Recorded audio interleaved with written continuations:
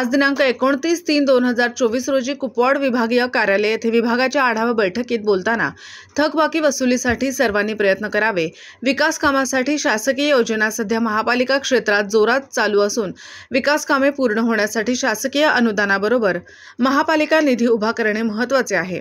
त्यामुळे थकबाकी वसुली हा एकच मार्ग सर्वांच्या समोर आहे। कर्मचारी अधिकारी यांना मार्गदर्शन करताना ते बोलत होते। आरोग्य विभागाकडील सर्व आरोग्य केंद्रांना आज भेटी देऊन वैद्यकीय अधिकारी यांच्याशी संवाद साधताना महापालिका क्षेत्रातील आरोग्य सुविधा चांगल्या प्रतीच्या गुणवत्तापूर्ण देऊन नागरिकांना आरोग्य संपन्न करणे आपले कर्तव्य आहे।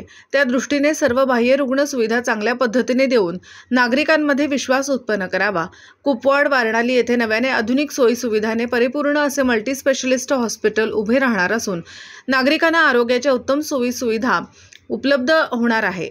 महापालिकेकडे सध्या असलेल्या आरोग्य केंद्रामध्ये त्या सुविधा दिल्या जातात, त्याबद्दल नागरिकांमध्ये जागृती निर्माण करून जास्तीत जास्त नागरिकांना त्याचा लाभ झाला पाहिजे या दृष्टीने प्रयत्न करावे, असं आरोग्य अधिकारी यांना यावेळी सूचना दिल्या आहेत।